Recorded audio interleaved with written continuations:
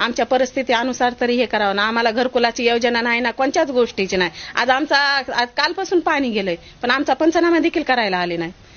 साहेबांना म्हणलं की साहेब म्हणते आम्हाला तिकडे फिरायला टाइम नाही. येते आता नाव कशाला घ्यावं. त्यांना टाइम भेटत नाही. रोड नाही जाते तर रोड नाही येते. आमच्या पसरोक यायला त्यांना टाइम भेटत नाही. आमची परिस्थिती काय, आता तुम्ही एक आलात म्हणून आमची परिस्थिती बघू शकतायत.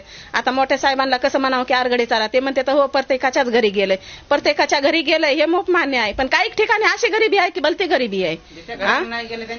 मोठ्या मोठ्या घराने तुम्ही बघता, खुद जाऊन तुम्ही मोठ्या घराने बघता, पण गोरगरिबीचे इथं येऊन बघावं लागतं माणसानं कसं काय काय नाही. काल बी हे बी समस्या सोडली होती की आरगडे तुम्ही रोडचे फोटो काढून घेतात, दारातले फोटो काढून घेतात, पण घरामधला फोटो काढून घ्या, घरामधली तुम्ही परिस्थिती बघा. काल हे बी शब्द सोडला होता मी. ज्या टायमाला डोळ्यानं बघता त्या टायमालाच माणसाला परिस्थिती जाणवते की आरगडे आपली परिस्थिती काय आणि काय नाही म्हणून. हे बाहेर असं सांगण्यानं बी नाही जाणवत ना, लोक नाहीत ओळखून घेणारे.